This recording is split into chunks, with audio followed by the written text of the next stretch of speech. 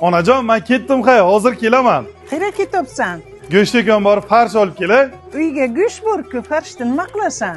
Go'shtlar yumshoq va suvligina qilib sizga lo'la kabob pishirib bermoqchiman. Bo'lmasa ko'proq pishir, apanglarni ham chaqiraman.